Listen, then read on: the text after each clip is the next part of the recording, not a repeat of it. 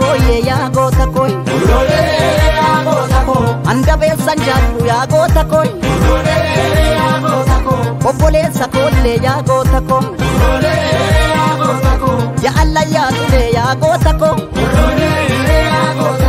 ya malkaasi bisa ya goota ko jolle ambodu ya goota ko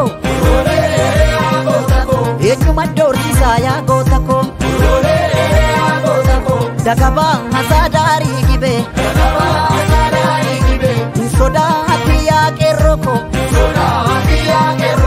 italeeli yoosi gabe nyere ya goota